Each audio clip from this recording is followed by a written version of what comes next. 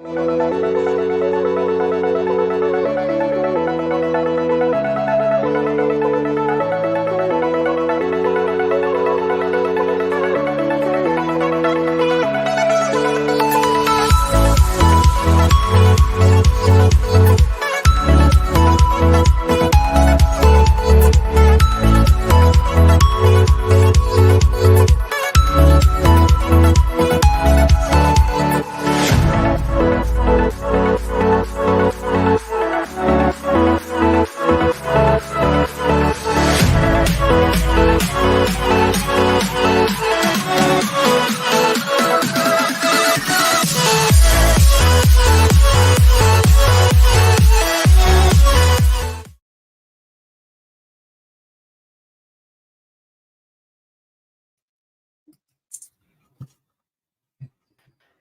evening, everyone, and a very warm day 2 of the STACS Virtual Festival 2024. My name is Pamela Bole, and I'm Head of Computing Science and STEM at Morrison's Academy, where I've been teaching computing science for almost 20 years. Today, I'm joined by Brendan, who needs no introduction, but he's going to introduce himself anyway. Hi Pamela, it's good to have you back. You were here last year, you were presenting, so very nice to have you back as a host, a familiar face. So yeah, I'm Brendan McCart. I'm one of the STACS co-leads. The other co-lead, of course, is Tony Scullion, that everybody knows pretty well. Tony will give me a row if I don't tell you all to be on social media, to please post about the event. Please use hashtag by Teachers for Teachers and hashtag STACS Virtual Festival. We have got 3 great sessions for you this evening. First of all, we're going to hear from Fraser McKay, another well-known face. He's going to be describing the approach taken in his school for P7 S1 transition and how that fits with the school strategy for BGE. And he's also going to tell us about his legendary robot army that he keeps on going on about. Next up is Debbie Kennedy, who was one of the STACS tutors earlier this year, and she'll be joined with Jasmeen Kanwal and Kate Farrell from Edinburgh University. They are also going to be exploring an approach to primary-secondary transition, but this time it's kind of in a local authority context, working with Edinburgh University in a partnership. So that's a different angle on the transition approach. And then finally, we've got Jack Walker, who's going to draw on successful initiatives at his school to describe an event-based approach for engaging girls in CS. And of course, Gender Gap's still with us, still closing it, but there was some nice stuff on the STACS Connected website about teachers, 1 or 2 teachers saying that the thing's tipping, and there's some classes there with the girls outnumbering the boys, which is brilliant to hear that that's happening. If that happens in more places, that will be brilliant news. So before we hear from Fraser, we're delighted to be able to bring a very special message from Pam Duncan Glancy, who is an MSP. She is the Shadow Cabinet Education Secretary at the Scottish Parliament. We showed the clip yesterday. I hope that if you attended the festival yesterday that you'll enjoy seeing her contribution again. So here we go with a message from Pamela.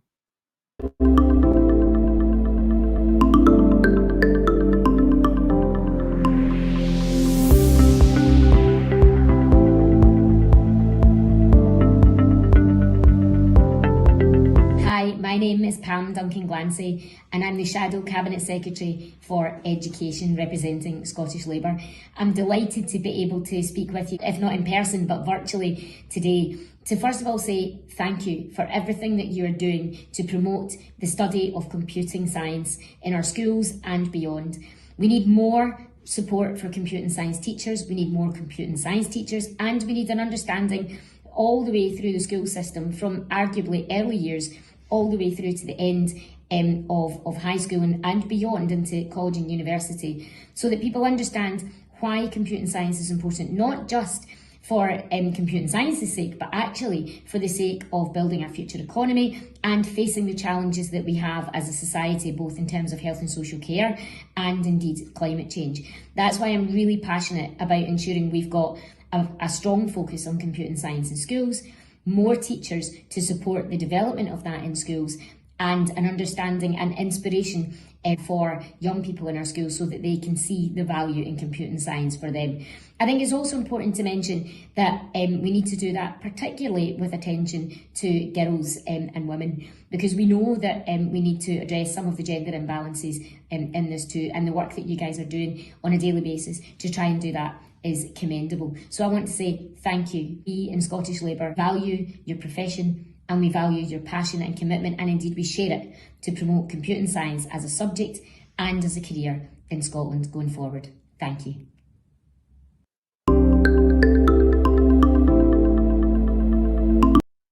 Without being party political, it's fantastic to see politicians like Pam supporting computing science education in Scotland, and indeed further afield, that through engagement with our MSPs that will begin to see real change in the profession. So I'd really like to thank Pam for her message this evening.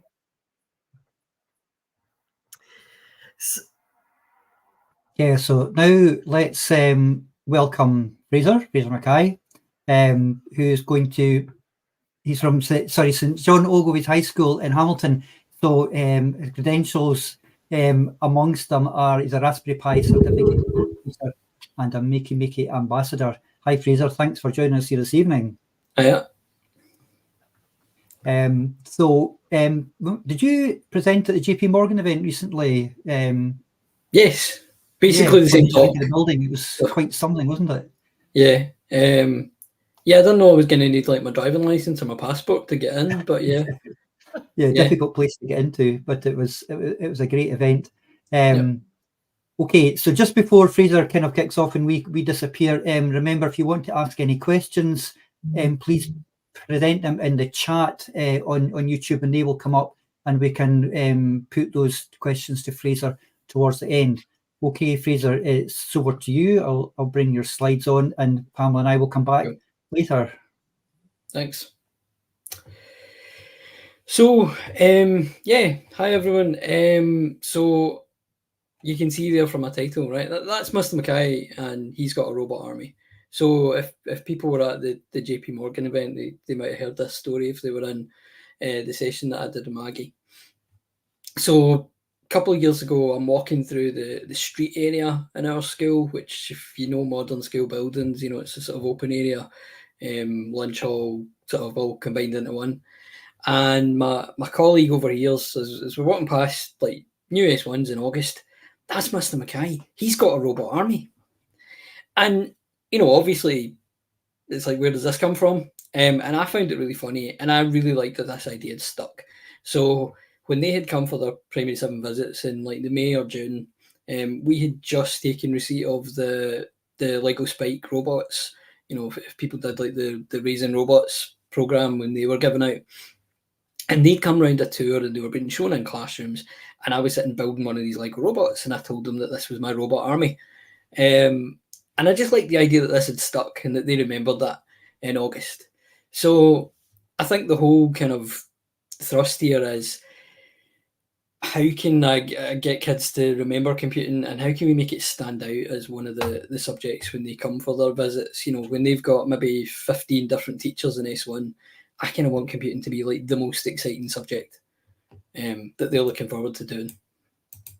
So the sort of journey that we've been on in our school with computing, I started in 2019, and I started just after the October holidays, and it was something, you know, going out to do primary visits that I was interested in doing. I didn't really know the school. I wasn't going to jump right in there and say that. And computing, as it happened, wasn't in a great place.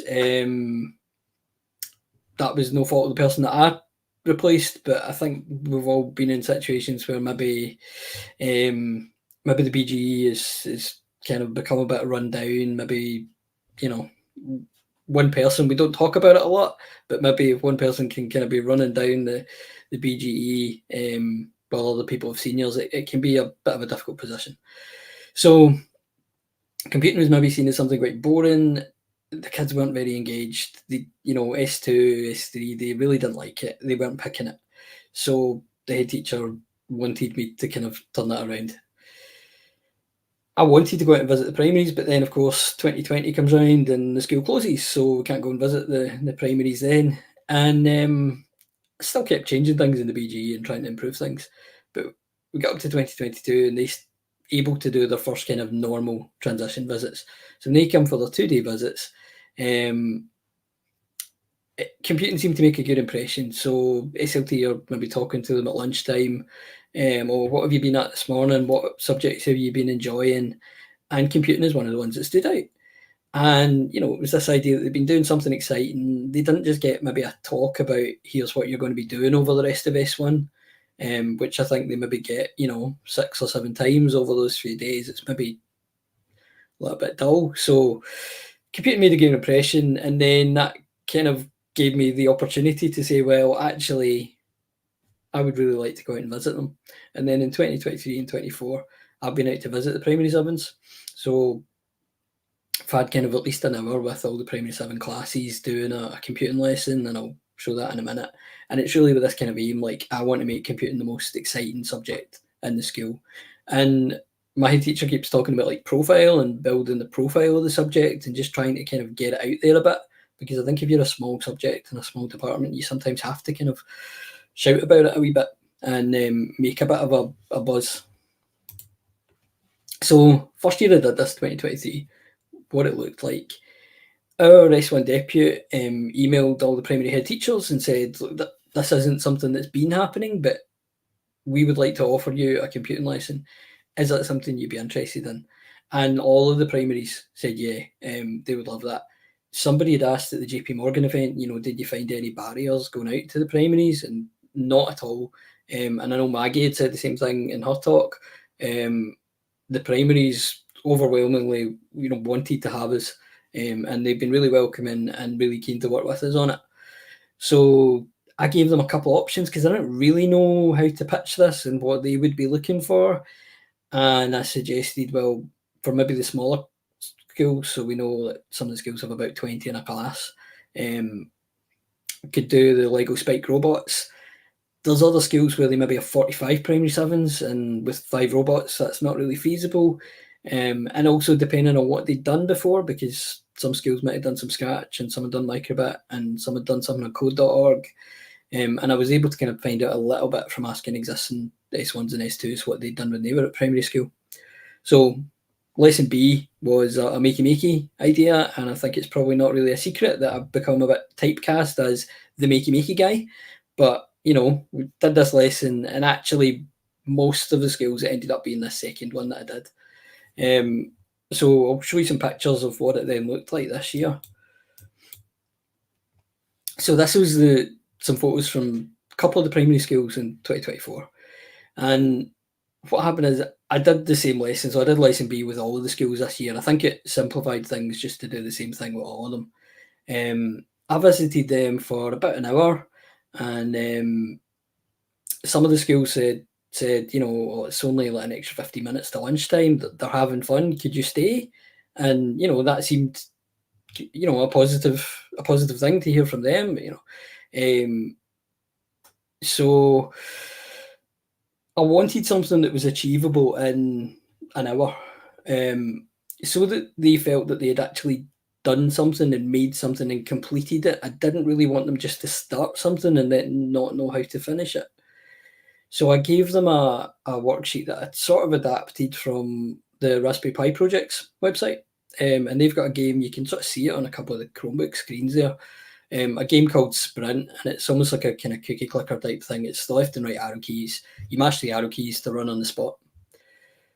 And I adapted that. I sort of partially completed the game because I wanted it to be maybe about 20 minutes on the Scratch part to leave some time so that we weren't just getting right at the end to the good bit, if you like, because most of them had done a bit of Scratch before. So I just wanted a little taster of that.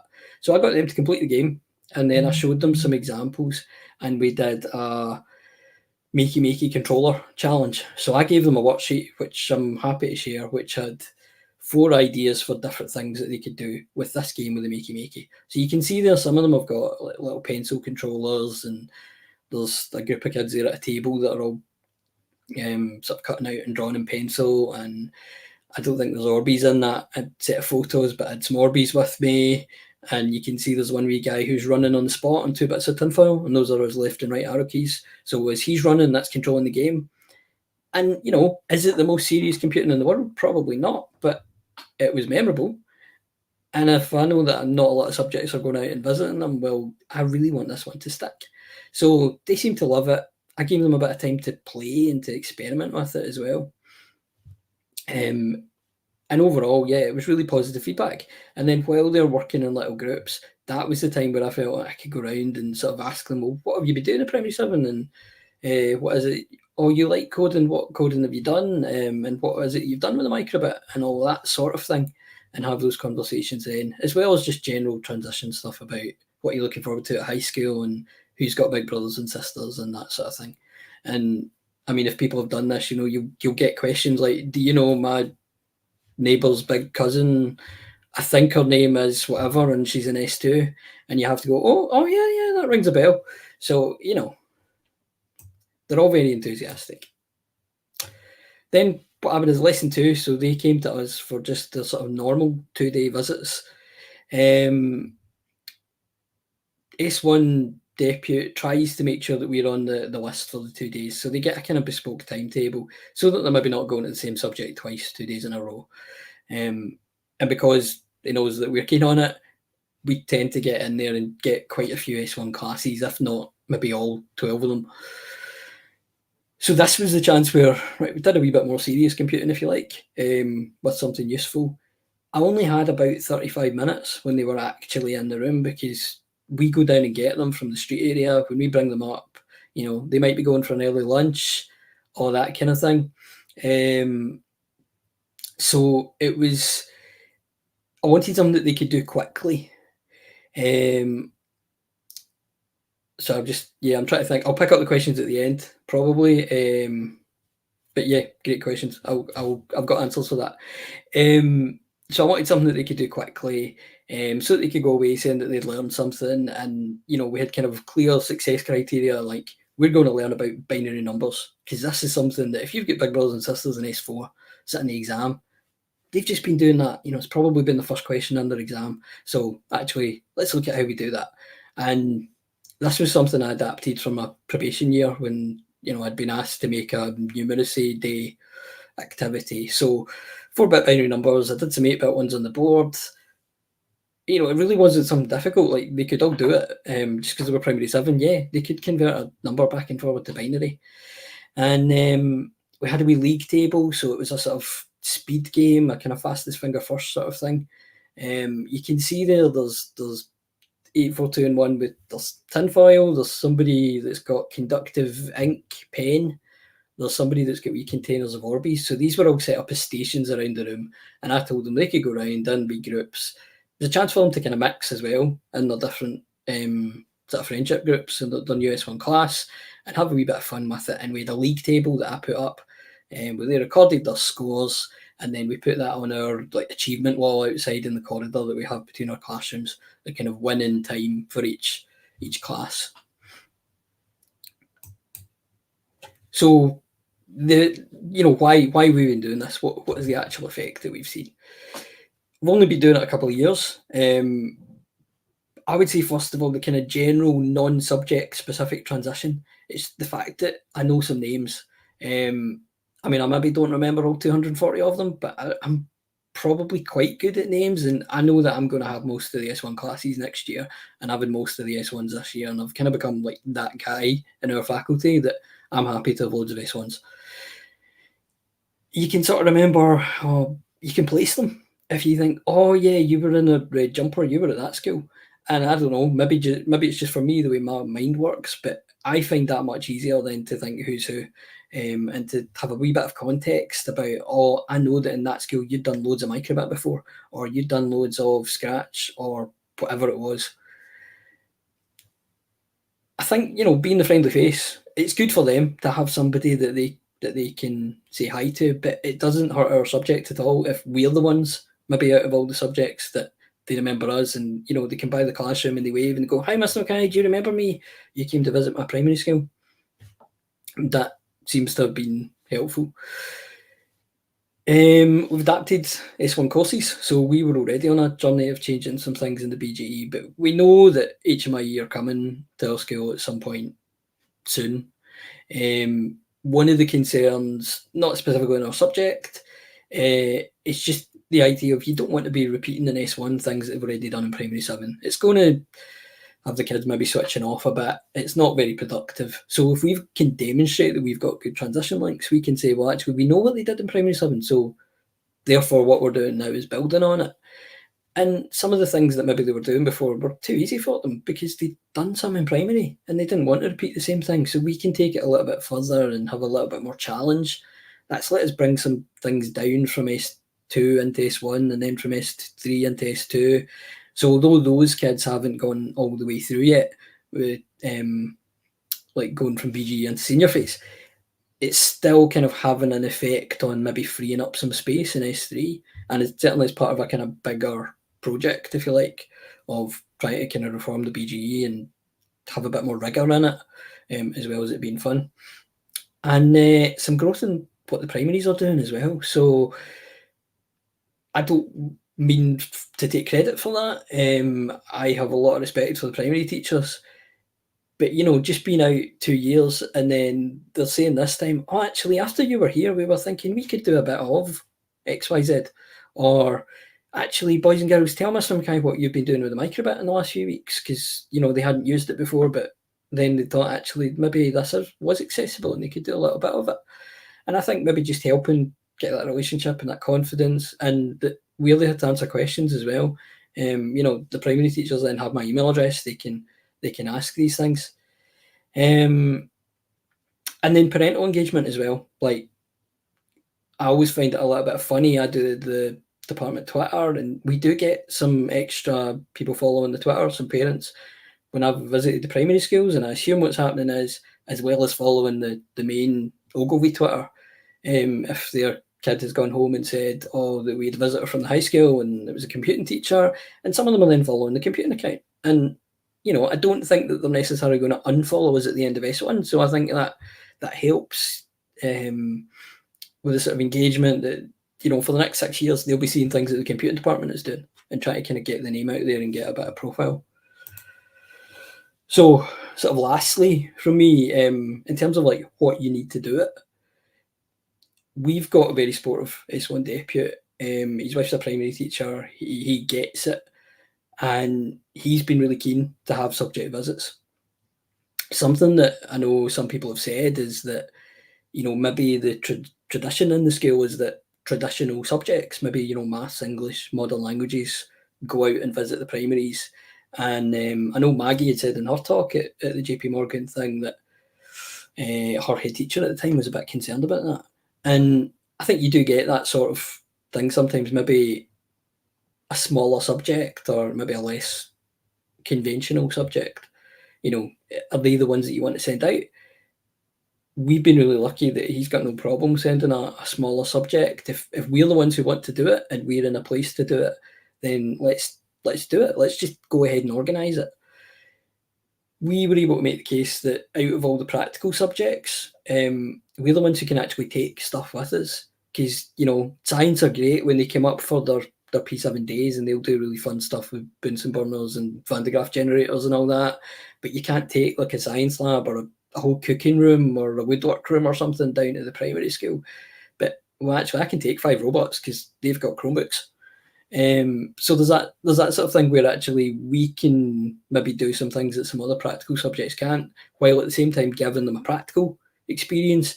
That's the sort of thing that it seems to me that the primary 7s are often quite keen, you know, to learn about the practical subjects that they're going to be doing. Those are maybe the exciting things because they're going to be a little bit different from primary. So the way it worked for us was this year, and this worked better, I think. Our deputy emailed all the primaries before Easter, and some of the visits were just before Easter and some of them were after, rather than leaving everything until study leave. Obviously I had some time. I had an Nat 5 class and a higher class, so I had a little bit of study leave time, not as much as I did last year. So these visits could take place. He said, what about when my classes had assessments? So like my hires were doing a second prelim. one of the days, so he could sit with them because I didn't need a subject specialist in the room, and that freed me up to go and visit them. And it was all about kind of putting a solution in place so that we weren't asking for like 6 hours of cover in a winner. You know, there were times when my PT could sit in when my hires were doing the assignment because, you know, that was fine. They knew what they were doing. And that freed me up to go and visit the primaries, and then I wasn't asking for loads and loads of cover. So I think if you can go with solutions, that helps solve that barrier. And I think the main barrier that there would probably be would be cover and the practicalities. Certainly no barriers from my point of view with the primaries. So yeah, I'm happy to take any questions if somebody wants to fire them up, because I know there's this cool thing they can do when they put them on the screen. Hi, Hey, thank Fraser, you that for was that, Fraser. It was fantastic to hear such a story of engaging some of our youngest students for science. So I think our first question is from Jack Walker regarding price range. So yeah, they're about 50 quid.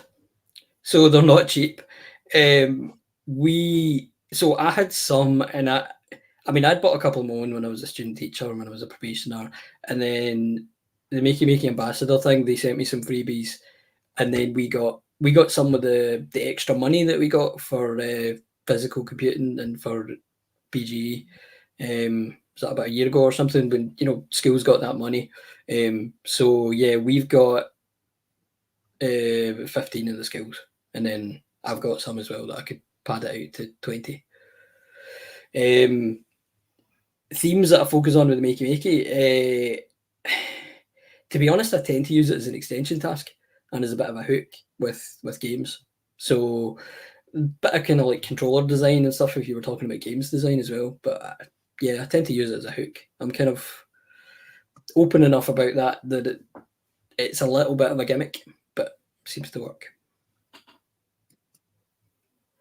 Fraser.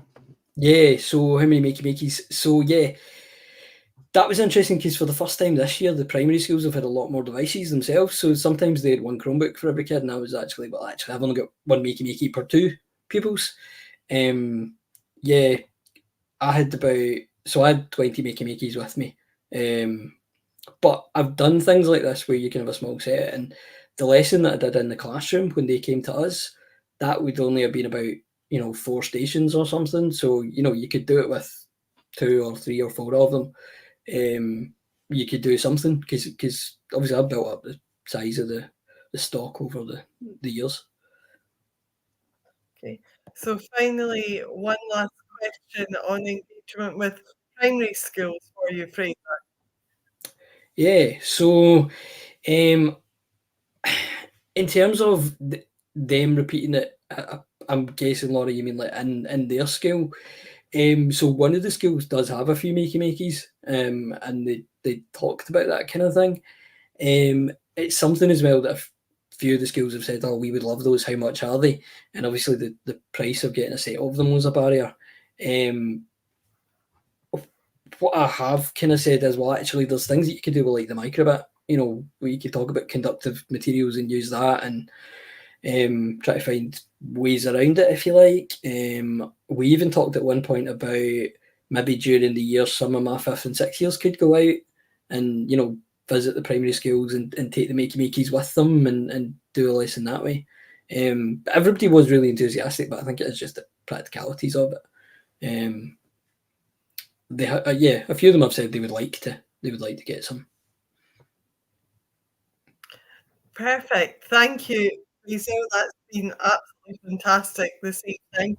It's always good just to hear about the robot army, and we'll look forward to the Terminator type posters coming to follow it from later year groups. Have a relaxing and well-deserved summer holiday. Thanks. You too. Yeah. Good to see you, Fraser. Okay.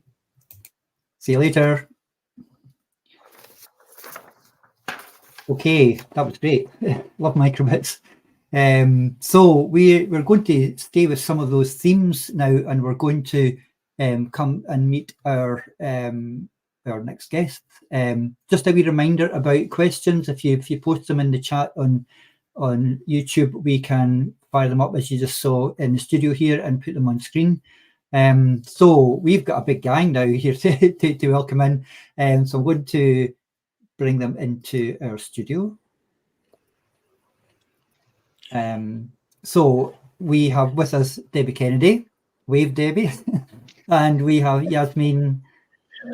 And we have Kate. They're all, I've known these people for a long. Well, Jasmeen, I've not known you for such a long time, but I've known Debbie and Kate for a long time. So great champions of computing science. So Debbie, you were a tutor for us for STACS, and you also did hosting last year for this. Kate, Jasmeen, I think this is your first STACS engagement, perhaps. I wonder if you guys would like to tell a little bit about who you are, what you do, just before we get into your session. I hope a lot of people might know me. I'm Kate Farrell. I'm previously from Computing at School Scotland a long time ago, computing teacher by trade, and I work for the university with Jasmeen on a data education in schools project. Jasmeen, do you want to give your background? Yeah, so I work with Kate on the Data Education in Schools project. My background is in data science through academia. And okay, I'm sorry, Debbie, when you go. I don't need to be doing all the STACS stuff. So I'm Debbie Kennedy. I'm a computing teacher at St Kentigern's for 26 years, and I've been working with Brendan and STACS for the past couple of years as a tutor. Yeah, thanks very much for coming along, folks. So I'll put your presentation on the screen, then Pamela and I will get out of the way and leave you to it. Thanks, Brendan. So hi, I'm going to start this one off and just a little bit of information about the microbit project we've got going on in West Lothian. So not long after we got the money in for the £2,500 to get our physical computing, I applied to Education Scotland for a grant, and the grant was for enhancing professional learning in STEM. And I put in actually for a lot of money, and I got most of it. I got about £9,000 to train staff. We didn't spend it all, but what we did do was we got the grant, and that allowed us to get staff out to deliver some professional learning. Now, the key thing with the grant was that we couldn't actually make resources because there's a lot of resources out there, but it was about developing pathways and about trying to get progression coming up from the primaries into the secondaries to help us. And it was just about collating the resources that were out there and making them available to secondaries and to the primaries. So I'm not going to look at this the secondaries. We get 2 days for the secondary teachers, and we focused on the Lego robotics and we focused on the spheros. But the 2 days with the primary teachers, we get 7 teachers out. And those 2 days, the first day, what it was about was looking at the benchmarks. And we looked at our level 1s, we looked at our level 2s. We didn't look so much at the early years. And we said, well, which ones? Well, we said the primary teachers were saying, what ones is it that we feel that we can deliver? And this is what we picked from level 1. And the idea was to start that off in primary 7. And by the end, hopefully, primary 4, by the end, hopefully, of primary 7, most of the children will have achieved the level 2. So we took this on, the next slide, that was the work in progress, Kate. You'll remember when you came in that was up in the board and teachers were drawn all over that constantly. So that was what the teachers created up on the whiteboards, and it was fantastic watching them doing it. So the very first day, like I said, it was about the benchmarks, and then the teachers started collating the resources that were out there. We put them into a team, and you can see the top slides. That was all the level 1s. So they found the resources, they put in the links, but the important thing they did was they put down what the context was, i.e. that was them matching them up to those benchmarks. because remember, what we want is progression going into the secondary school. And they did the same for the level 2. And again, we can see there's your predict code, there's fixing errors. So all of those benchmarks were all inside there. And it was, again, it was a really worthwhile day. But apparently the best day was not what I did. Thank you, Kate. The best day was in fact day 2, because what happened was for day 2, we got Kate to come in, and I couldn't actually be there. So I'm not taking it personally that it wasn't a good day. And what everyone did was they worked on this pathway. But before they did that, I believe that you had them doing some fun stuff, Kate. They had they were looking at IDL projects and all the fun things that they could be doing with the microbits. They got bits of paper out and everything. So they spent, I think, the morning doing that, a good couple of hours doing that. And then they moved on to creating a progression pathway. Now, as well as this, as well as having the resource for the pupils, and you can see that at the very end there at number 6, resources list and curriculum links. But as well as having that, what they wanted to have was videos for teachers, so that if the teachers who were our STEM leaders, if they were no longer in the role, people could come along, they could pick it up, they could watch the videos, they could see how easy it is to use the microbits, but just gain that confidence to go and lift the microbits and to use the microbits. So they pulled a lot of the videos. You can see that when they're straight off the microbit website. Most of us have seen it a million times, and they were putting them in again for the teachers so that they could be using them. And there's the input and output devices one as well. So that is basically where we're at the moment. That's the stuff that we've produced with the primary schools. The future is, at the minute, we have had Kate and Jasmeen in to work with the network, the secondary network. Jasmeen came in for that, and she took them through the pathway that they're now going to present to you. I have to say, the secondary teachers, they loved it as well. They thought it was really worthwhile. It was something that we could use. I've worked to get a list of the primary teachers who are all the STEM leaders, and I've split that up into the different secondary schools to go with the clusters. So we now have our contacts in all of the primary schools. We're looking at getting the professional learning based on what we've produced so far, what we're looking to continue producing. We're going to get that embedded into the calendar in the next year. I've currently got a double non-contact, and my plan is, I know that some people have been out to the primaries, as some teachers in authority, at St Kent's, we've not had that ability, but I've now got a double, so I'm going to be able to go out next year, hopefully. I'm hoping to take some of the dress code girls who are our STEM leaders as well, to bring out and to work with us in the primary school.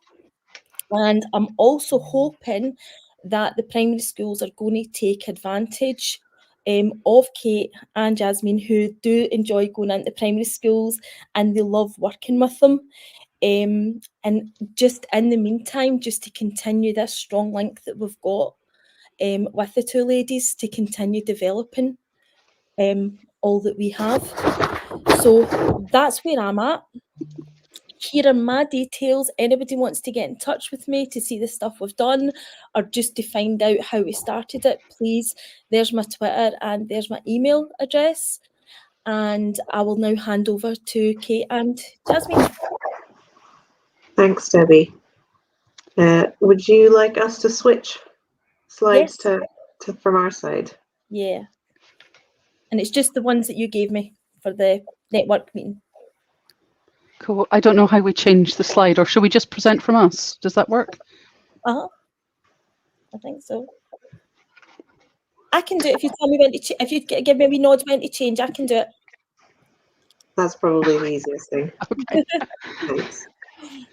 Okay, so where Debbie left off, we'd sort of worked on a very rough progression with West Lothian, and one of the key things that we decided on that professional learning day with the primary teachers was, rather than have the progression be sort of tied to P2, P3, so on, we decided to do badges, so a bronze, silver, gold kind of badging.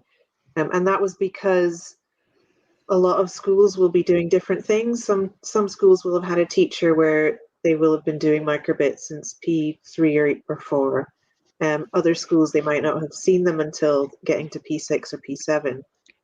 So we wanted it to be a sort of beginners, intermediate, and advanced level, so that wherever the kids are at, they can come in at those levels. So maybe they're P4s and they're beginners, maybe they're P7s and they're beginners. So the progression was done in that particular way. Another thing we did was we had a look, and maybe this is a good place to advance to the next slide, please, Debbie. I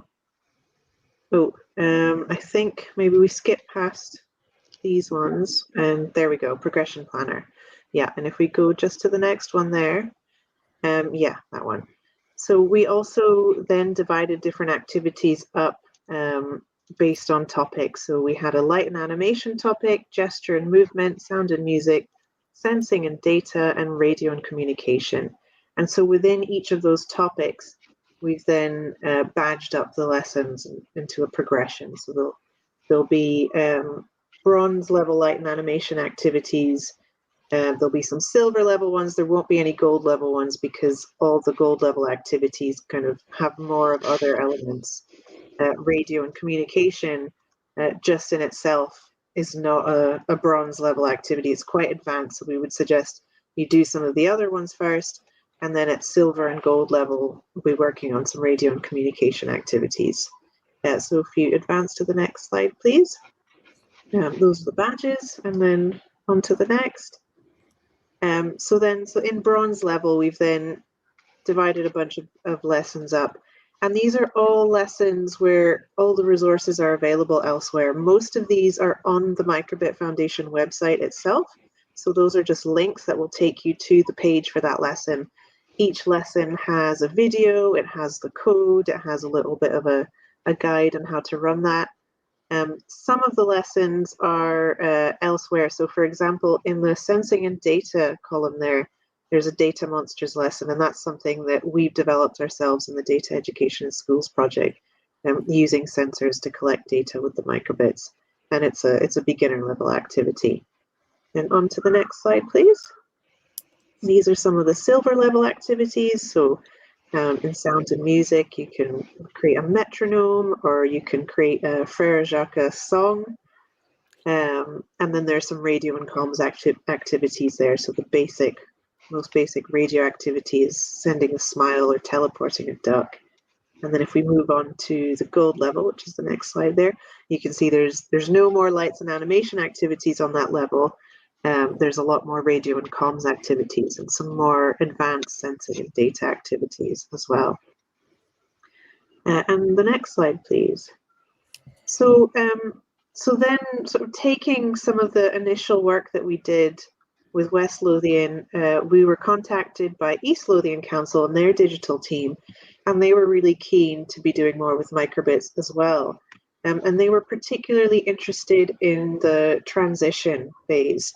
So thinking about projects that could be transition projects, basically, interdisciplinary projects that would bring different departments together, like CDT, computing science, music, art, things like that. So we sort of took those initial ideas about badging and lessons by topic, and the slides that you've just seen there were actually a draft from East Lothian in a progression pathway that they're planning to roll out from August across the local authority there.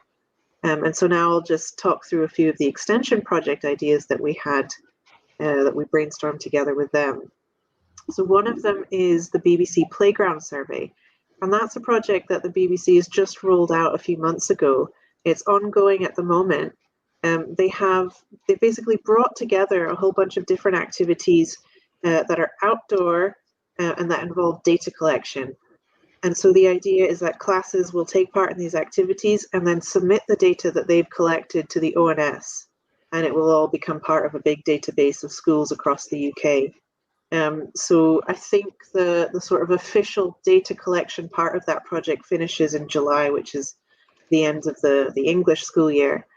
But the activities and the resources are all there and can be done at any time as well.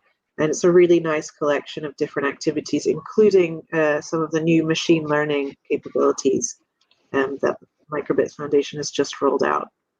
And I would highly recommend giving that a go, because it sounds scary, but they've made it so easy. It takes 5 minutes to set up. They give you all the instructions. So definitely have a play around with that if you've got a couple of microbits. Another extension project that we came up with was to make your own orchestra. So we found a lot of resources of making different kinds of instruments using the microbit. You can have, attach it to a banana and make a banana guitar. You can have it play songs like a piano. So that is something that East Lothian are currently working on, pulling together things that they found, resources across the internet, different kinds of musical instruments you could make, and that could involve, doing things in CDT and making wooden frames and things like that, or it could be much more basic and just using the microbit, bits of foil and fruit, things like that.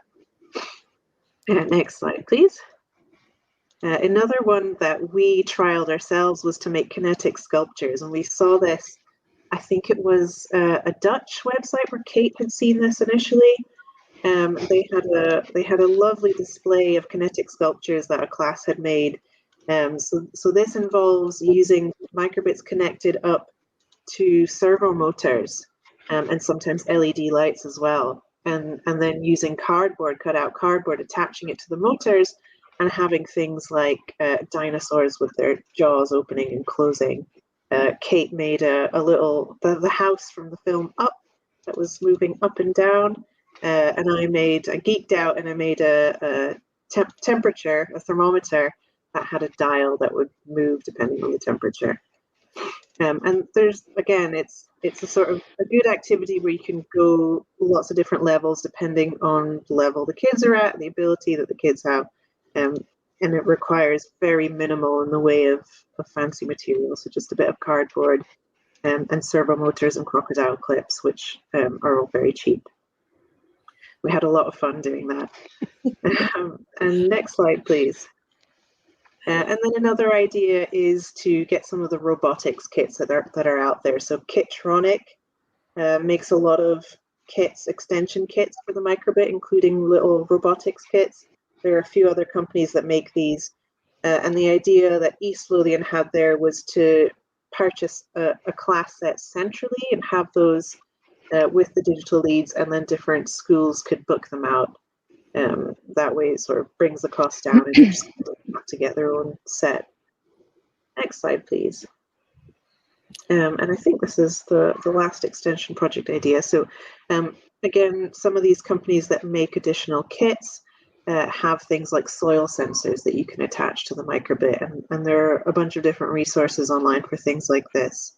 But this was another idea we thought we had because there was a lot of interest around doing environmental work and climate work, and that can be brought together with the microbit as well in some of these kits. And I think that is the last slide there. So I'm going to hand over now to Kate, who's going to talk a little bit about what we do at Data Education in Schools. Yeah. So yeah, if you'd be able to skip a couple of slides, that'd be great. And the next one as well. So we do data literacy, and what on earth is data literacy? And so we went for a definition about data literacy being the ability to ask questions, collect, analyze, interpret, and communicate stories about data. And in terms of a computing science perspective on this, what we're looking at that kind of information systems side of things in some way, but kind of more modern, and also looking at how do 3-year-olds plus interact with data and use data. So yeah, can you skip a couple of slides, please?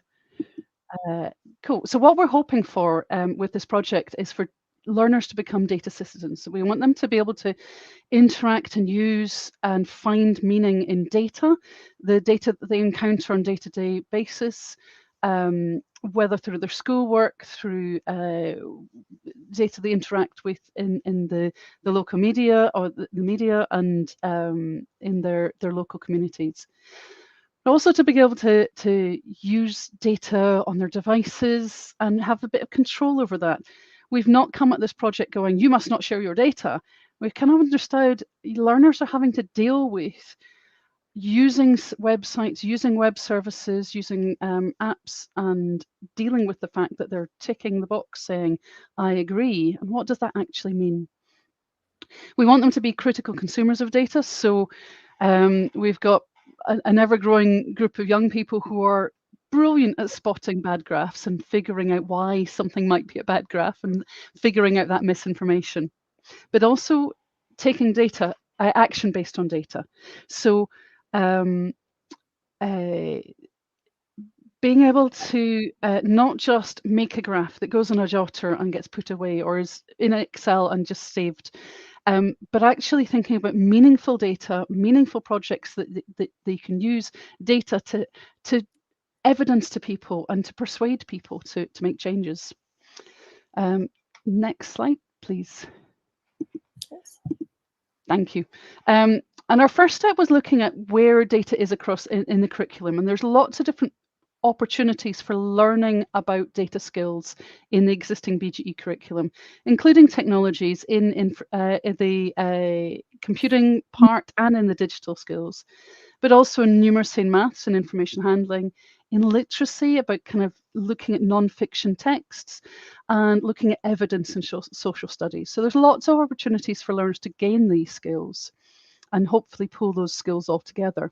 But the next slide shows there are lots of opportunities to apply those skills across the whole curriculum.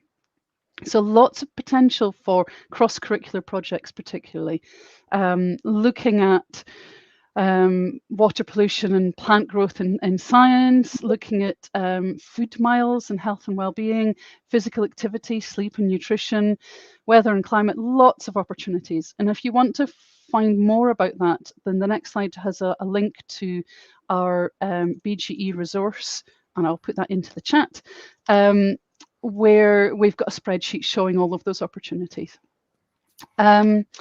And if you can hit next slide again, we've been working on lots of different resources to make it easy to deliver data literacy skills across the curriculum, including the microbit resources that we've been working with Debbie on.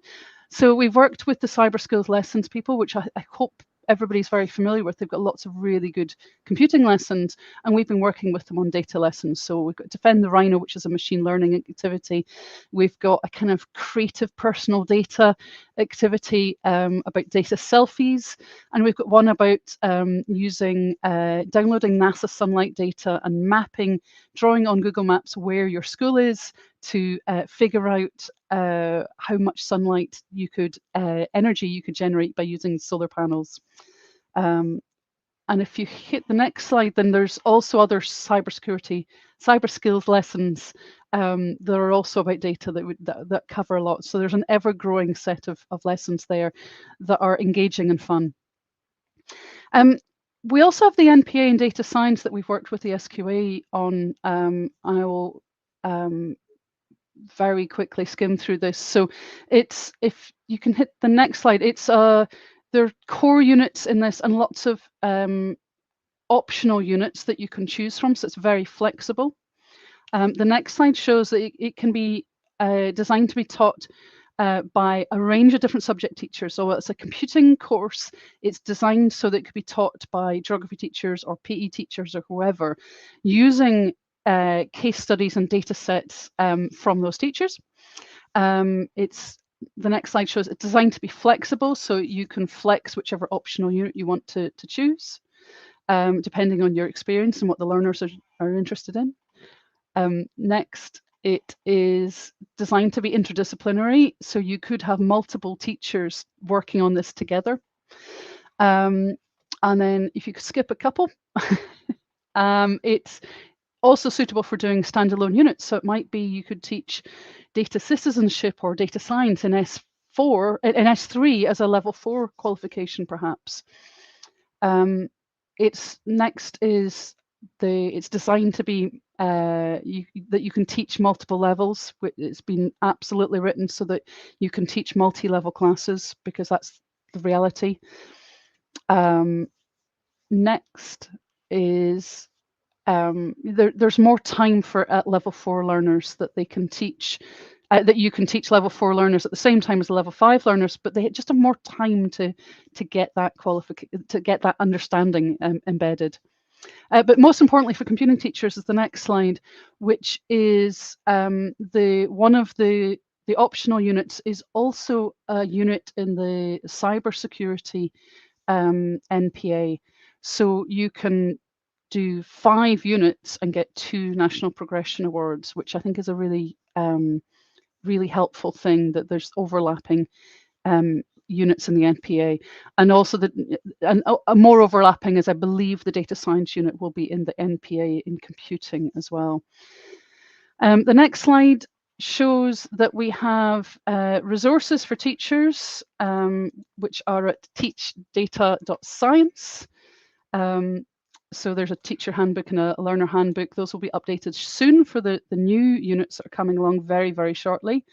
The next slide, there is also learner lessons, and these can be used for lots of different reasons. You don't have to just use them for the NPA. So it's a set of lessons doing data literacy in Python and a set of lessons doing data literacy, data science in Excel. And they're very, very step by step, taking concepts really, really, really carefully. So that is pretty much a very quick whistle-stop tour of some of the things we're doing.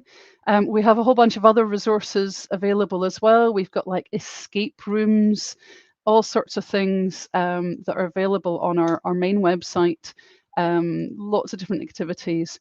But we also have, coming up very soon, we've got the closing date for our secondary course, our 4-day secondary course. If you're in the South East Scotland area, there's a chance you might also get cover paid for that 4-day course. But it goes over data literacy and data science and ways to teach it, and including a kind of training in how to do the NPA and what's covered in the NPA. So I hope that helps as well, if that's of interest. Brilliant, thank you. Thank you, everyone. That was quite a lot of information. And Sorry. so fantastic to hear just the diversity of what's happening, everything from primary through to the NPA and all of the exciting and inspiring projects that are happening in there. It's really motivational to hear that at the end of the term, and perhaps giving us some new ideas moving into the future. So I think, have we got time for just maybe 1 or 2 quick questions? So the first one we have is about microbits attracting attention from other subjects. I think we've certainly seen a lot of interest from the secondary teachers that have come on the 4-day courses, and they tend to generally not be computing teachers. So there's definitely like kind of geography and maths teachers starting to get interested in these. But I think, to be honest, it's the primary teachers who are starting to realise that these exist, and it's a great stepping stone for them. And it makes me kind of realise as a computing teacher, actually, kind of as we bring this curriculum down, we're going to have to kind of boost what happens in computing in secondary. But I think that can be supported by other subjects as well. Yeah. Debbie, what do you feel? The one that we like doing is, the step counter one. We do that, they go to PE, they love it. We've also been doing some ideal with music. The ones that are really obvious, those ones are easy to do, but the other teachers love it as well. They love seeing these things that computing is bringing to their subject. So I think if we can do it properly and organically, it works really well. I think the machine learning tool as well with the microbits, that's part of the playground. So it's a machine learning tool, and we've had interest from some schools where they've gone, oh, we could use this to teach in CDT the right movement. So basically, it's taking a microbit and you train it in different dance moves, for example, or actions. And we've got teachers going, but we could use that to help kids understand the right movements in sports, or recognize whether it's an underarm or overarm shot in badminton or something. So yeah, I really think other teachers are starting to recognize what cool little bits of kit these are. Great, thank you. So just one quick question really for, I think, Debbie mainly here, about whether you're building a teacher network across the whole local authority or just your own school area. As a network lead, it was across the whole network. Unfortunately, the issue that we do have is that, lots of teachers at secondary were on minimum time. Trying to get out is difficult. But while at the minute I'm getting out to my school, any PL that is an offer will be offered to the full authority for anybody to come along. It can be done online, it can be done centrally, it doesn't matter. So I would prefer the bigger picture and get everybody, so that people are coming up to secondary with a much more useful and worthwhile experience in the primary school in computing science. My aim is to turn everybody into geeks. I've been saying it for years. Geeks and nerds rule the world, Debbie. Geeks and nerds rule the world. It's the 21st century. We're cool at last. So thank you very much, ladies, Debbie, Jasmeen and Kate. It's been really great to hear from you this evening, and hopefully we can catch up at another STACS event soon and ask lots of questions and hear some more information about all of the different exciting aspects that you're working on at the moment. Okay, thank you so much. Thank you very much. Bye. Thank you.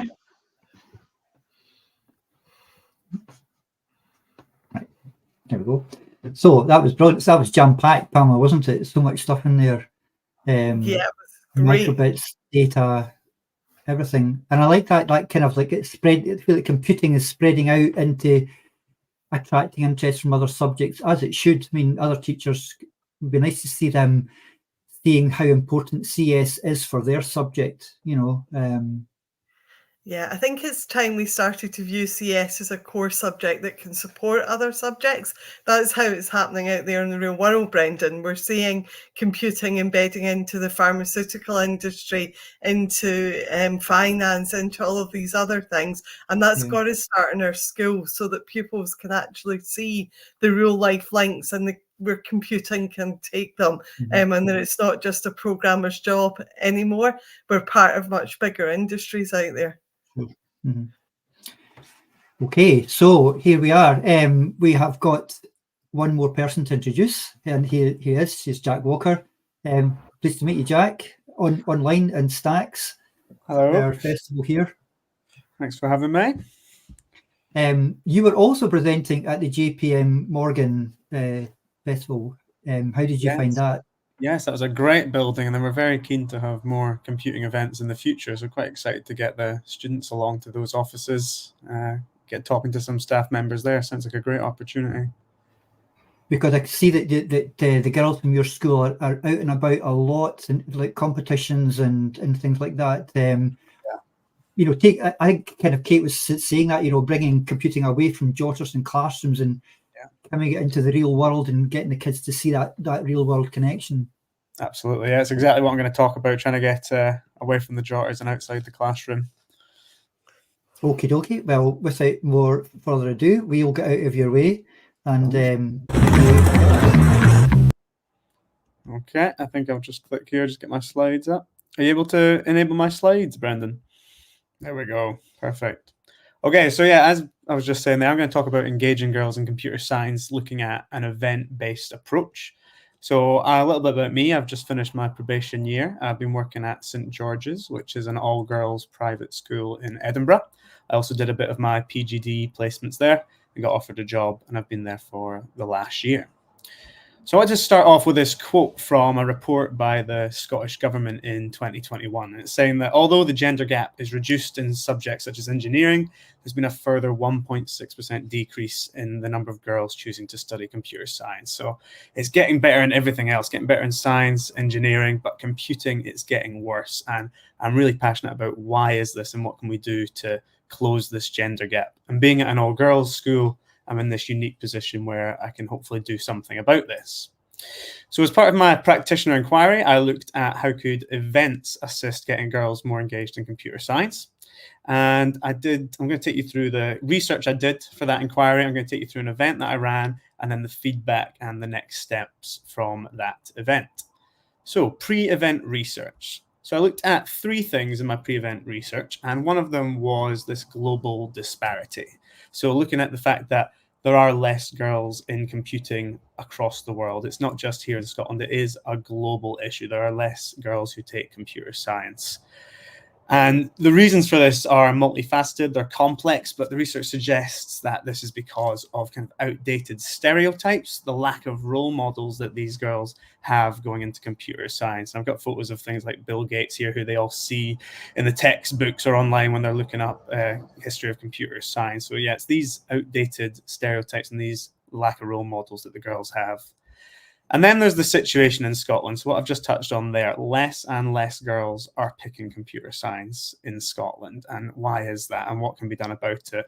And there is already some great initiatives, such as the ones Tony runs herself. We've got those dress code clubs that are all girls coding clubs, getting them in a kind of safe, comfortable environment where they can explore computer science away from those stereotypes. And they've been very successful. So there is some initiatives already there. And I'm just looking to build on these. And then the third part of research that I did was this kind of idea of the economic and social implications. So Mark Logan, who was the ex-CEO of Skyscanner, and he's now the Chief Entrepreneurial Officer to the Scottish Government, published a report called the Logan Report. And one of the things he touched on was this funnel. So the idea that the less and less people we have doing computer science early on, it means the less startups, the less innovative businesses that Scotland's going to produce as a whole.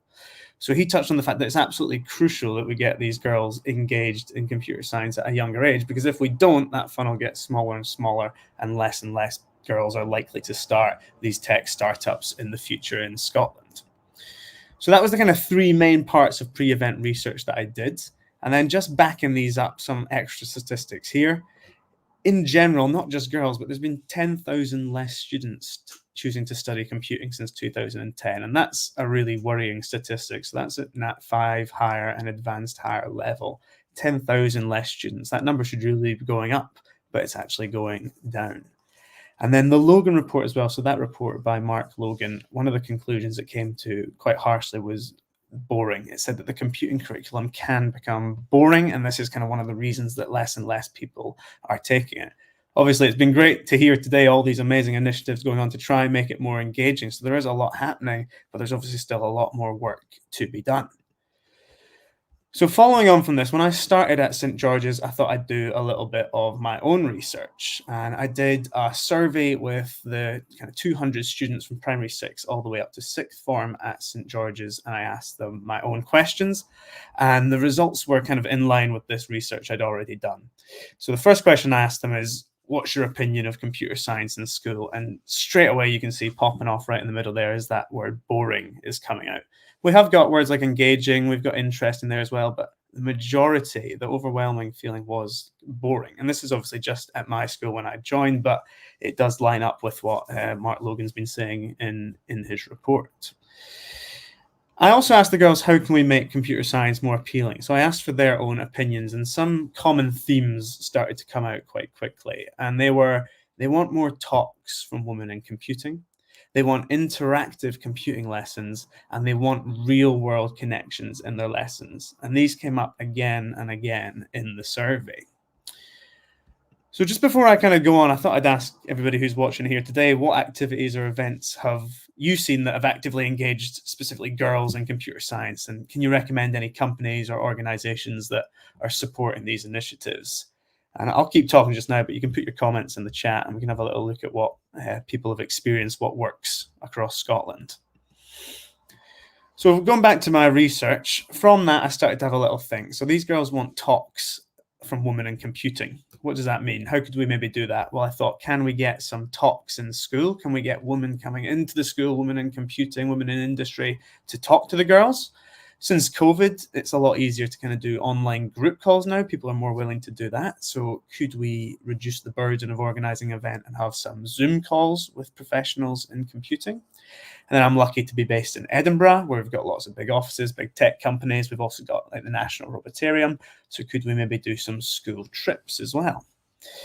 And then on the front of real world connections and lessons, what could we do there? How could I bring the real world into class? So I started thinking, oh, this is my first year, so I'm exploring lots of new ideas, but I'm thinking, could we incorporate more relevant issues that are prevalent today? A lot of them love it when we start talking about Snap AI, how it works, what's going on behind the scenes, why does it sometimes pretend to be your friend?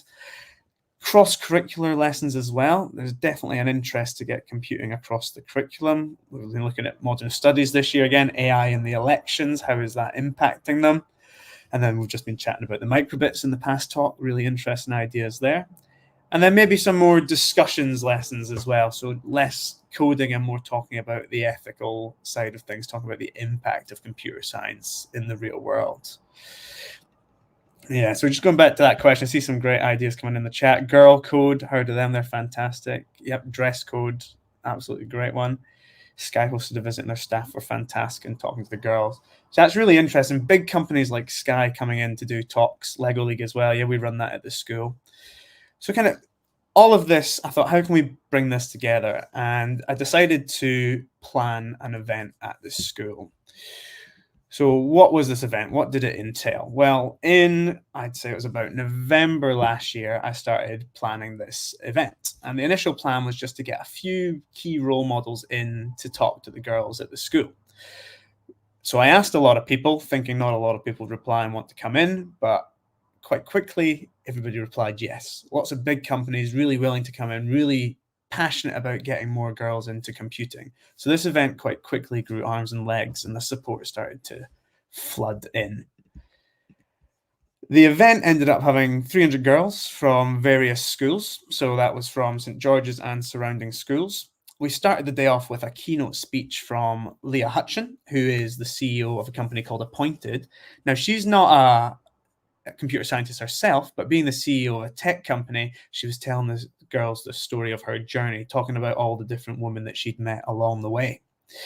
And then after Leah's talk, we had a series of other women in computing from different roles. We had software developers, we had product managers, we had some more founders who were talking at the event. And they all did a little speech about what they do in computing, and then they handed out some certificates to the girls as well. You can see we had Spot the robot dog came in from the National Robotarium, who was an absolutely massive hit, and Spot walked across the stage and it handed all the girls some certificates, which got them very excited, very engaged.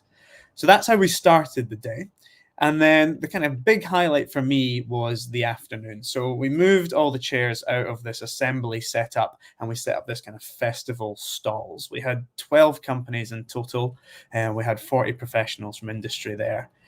And the girls got an opportunity to go around all these different stalls, meet with all these different women in different roles in computing, and get hands-on trying activities. They had word searches, which was oddly one of their favorite things to do. I thought they'd be bored by that, but they absolutely loved it. They got to play with the robots as well. They got to do some coding of robots. We had space intelligence, who use AI to map certain areas from satellites. So the girls got an opportunity to try that, which they loved. NatWest had lots of generative AI initiatives as well. So there's lots of great stuff that the girls got to do on the day. We also had, as I've mentioned, demonstrations from Spot the robot dog. So this was, I believe his name was Brian from the Robotarium. He did a great shift. He was up there for hours with groups of 10 girls coming around, looking at the robot. He was telling them how it worked. They were asking questions. It was great to see them so engaged, asking questions about applications of it in the real world, how it works, what it's used for. That definitely was one of the highlights of the day, just this kind of tangible, high-tech robot in front of them and somebody really passionate about it getting to speak to the girls. And the big emphasis of the day for me was the role modeling and the visibility of women in computing.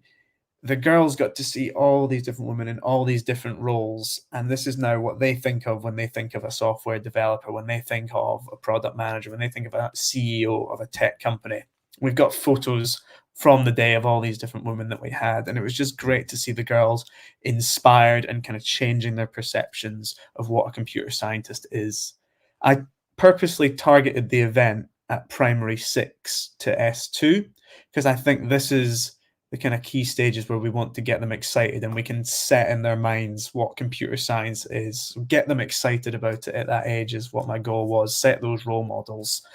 I also invited along all the girls who had taken computer science at the school, and it was interesting seeing them because they were more at it from a career point of view. They're already interested in the subject, so they were starting to talk to these women, asking them what it's like to work in industry, getting some advice from everybody. So exciting those younger girls, getting them role models in front of them, and then for the older girls starting to make those connections in industry and think about a career in computing beyond school. Feedback and outcome. So I did another survey after the event. I surveyed all 300 girls who'd attended, and the results were fantastic. We got 72% of the girls said that they enjoyed the event. 92% expressed a desire for similar events in the future. And the kind of only main bit of negative feedback we got was the event was a bit crowded. And I think this was my fault because I wasn't expecting so many companies to say yes. So we were all in the hall. It was very busy and lots of stalls that the girls had to go around. And this word cloud here, this really made me quite happy. If we compare that to the word cloud at the start, where boring was the word that popped off in the center, here the big words are interesting, fun. Then it's going exciting, inspiring. We've still got boring there, I see, very small, but overall, the girls really enjoyed the day. They found it interesting. They found it fun. So that was absolutely fantastic to see. I've got a little 60-second video of the day just to give you a feel for the kind of buzz in the room. So I'm going to attempt to play that for you now, or I might let Brendan do it. It's just down there on the... There we go.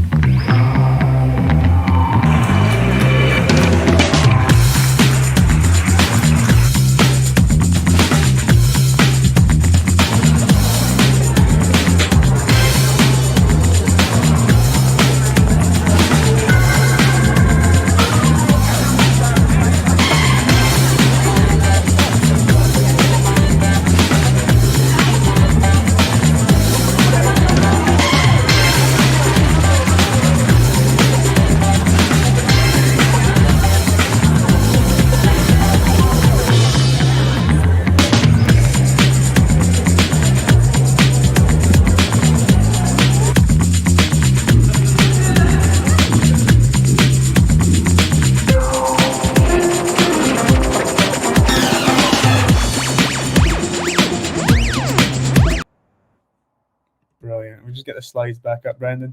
So I think that video really gives a feel for the atmosphere that was there in the room that day, and all these different people from industry who came and gave up their time for free to inspire these girls.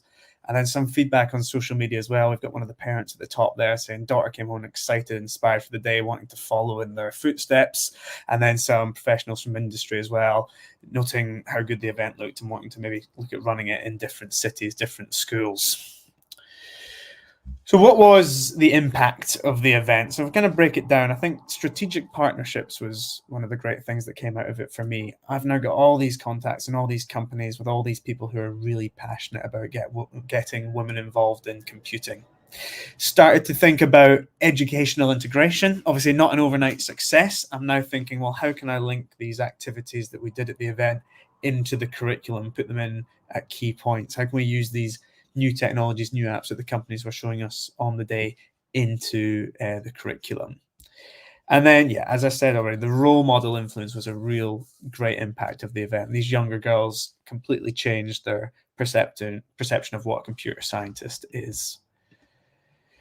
Next steps. So recommendations for what I'm going to do next. I think event structure, just spreading it out a little bit more, focusing on those interactive exhibitions. The talks were great. But the bit that was the best was, you know, the robot on the stage was getting their hands on generative AI whilst working with software developers. It was those hands-on activities that were the key part that really got the girls inspired.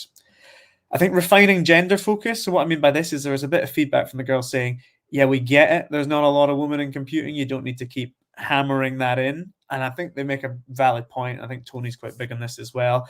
Yes, the event's looking at getting more girls in computing, but we don't need to make the girls feel like they have to take computing. It should be noted that the goal of this event is to get girls excited about computing and to start close that gender gap, but we don't need to hammer it on the day. Just focus on doing the best event possible and getting the girls excited. And then kind of finally, curricular integration, which I'll go on to more in a second. Some changes to teaching that I've made since that is relating the curriculum to industry a little bit more. So if we're doing lessons on AI, we'll talk about NatWest, we'll talk about what we've seen on the day, we'll look back to that day. Trying out some new resources, just having these companies in, they've got new things that they're building in-house that they're willing to show you, willing to give to you. So there's been some great resources from Amazon that we've been trying in the classroom and from NatWest as well. And then a big one I want to focus on, especially into next year, is this idea of targeted events. So this one-off big events, fantastic for getting everyone excited, but utilizing these contacts and all these people passionate about coming into school, I want to start thinking, well, if my hires are studying cybersecurity, can I get the cybersecurity specialists in for a day? So as we're doing it in class, we're relating it to the real world.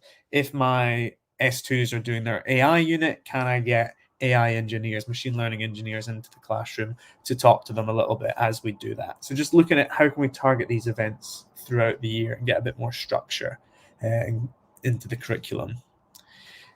Some updates I added to the curriculum. So we got AWS resources, a bit more robotics quizzes, which I know was talked about yesterday. FarmBot from Turing Lab, which was absolutely brilliant in getting the girls excited about coding.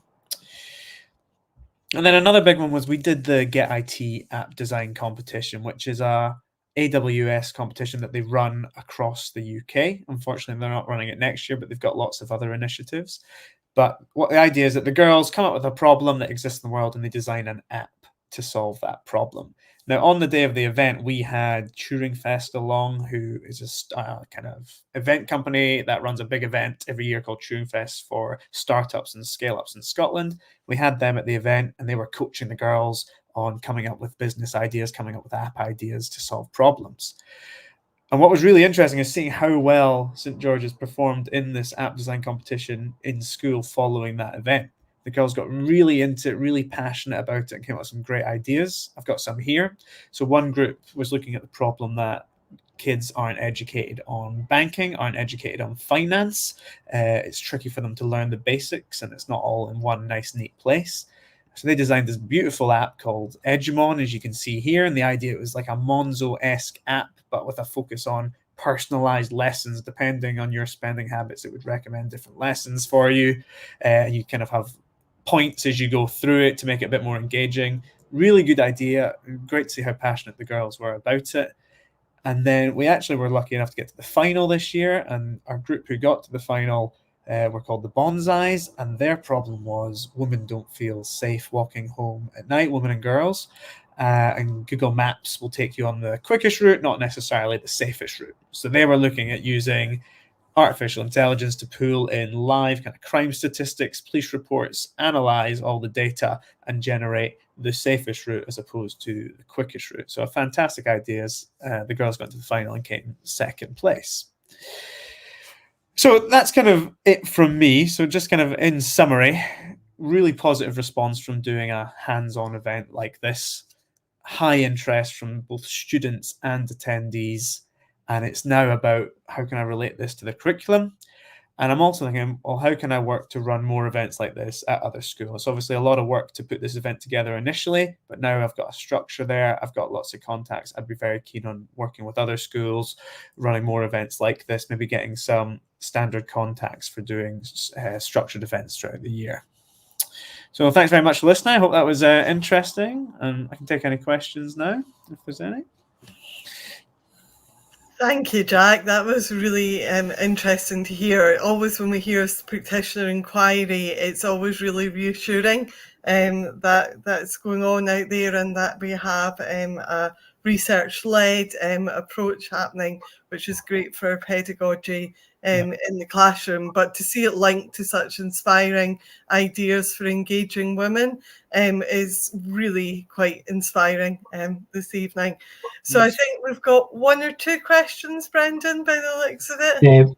Well, yeah, I wanted that since you mentioned that you'd worked with other schools. I just wonder, it's not quite it's not the focus on the girls, but it's kind of it's allied with it. It's like, you know, what's the chances for linking with other schools? Were they inspired by what you did? Did they do something with the girls in their school? Are they going to stick with you? Are they going to do their own things? Yeah, blah, blah, blah. Yeah. I think the girls who came, fantastic feedback from them. They all really enjoyed the day. I need to follow up on them about what they're kind of doing in school. It was mostly primary schools that we had along, but I think definitely I'd look to run this event annually. Maybe look at growing it and running it with more schools next year. And as I say, kind of taking the contacts from it and doing some kind of structured events throughout the year as well. But definitely would be keen to grow this kind of event and run it on an annual or biannual basis. Mm-hmm. Do we have any other questions from those people that are listening of so much content? Are we all feeling just suitably inspired this evening by the event?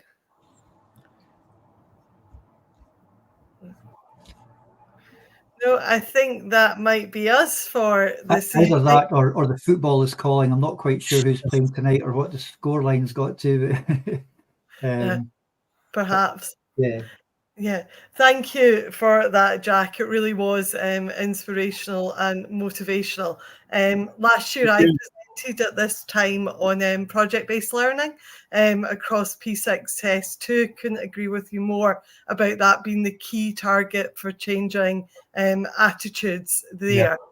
This year, our S3 at Morrison's the first time has more than 50% females. And in fact, that's a pattern we're seeing changing across National 5 Higher and Advanced Higher. So, you know, stick with it and let's work together to keep adding to these initiatives across the profession and sharing ideas, sharing contacts too. Would be good. If we all pulled our contacts together into some kind of register, I'm sure we'd end up with some really fantastic resource. Yeah, absolutely. I think that's a great idea. Yeah, maybe just like as we're finishing there, a lot of these ideas, people are talking about them on STACS' new website, connected.stacs. You'll find links on stacs.scot website to there. But I mean, that's where people are starting to chat about these things. It's a community of computing science, people who teach computing science rather than necessarily CS teachers, so primary teachers as well, kind of thing. And a great place to kind of share those kind of ideas that you're talking about there, Pam, and just, you know, getting more people involved, thinking along the same lines, not reinventing the wheel, etc., etc. So, yeah, Jack, that's brilliant, and you know, really keen to kind of hear what happens next year, and seeing how you're going to build on what you've done this year, with the other schools round about you. I mean, I think there's certainly Tony's had people asking about, can we get events kicking off in Edinburgh, pulling schools together, finding out where our synergies are and things like that. So brilliant. Amazing. Thank you. Thank you again. Okay, so I think we're going to kind of say bye to you, and we're going to start say bye to everyone. But that was another brilliant evening, Pamela. Yeah, it was. I mean, can't thank our guests enough for giving their time this evening on such inspiring, motivating. Their enthusiasm was really fantastic. And just, you know, at the end of term, giving us all so many ideas for moving in to next session is a really fantastic place to be. But there's more tomorrow night, Brendan, isn't there? There's more tomorrow night. So we have got Derek Harris and Ross Kennedy come to talk to us about the new Computing Technologies NPA, and we have got a couple of guys from Glasgow University, Jonathan and Talha, have got an interesting little robot for machine learning that they've been working on, which is really, I've seen a little demo of that. So they're keen to work with schools. And then we've got our own Tracy Mutter is going to come along from Falkirk High School with looks like it's another microbit theme, so it's a Meow Kit, which looks a really nice little gaming type gadget thing for microboot, which looks excellent, and a nice fit. And again, like all these things, I think just thinking about how interested those kids were in Jack's video, how like locked into they were really kind of picking up the message, and also hearing about primary school teachers also becoming more engaged, more primary teachers becoming engaged in CS. It's fantastic. There's a lot of life about incoming new life interest about the subject, which is brilliant to see in here. Yeah. So, and hopefully that's enough to pull people away from the football tomorrow night, Brendan. You'll see.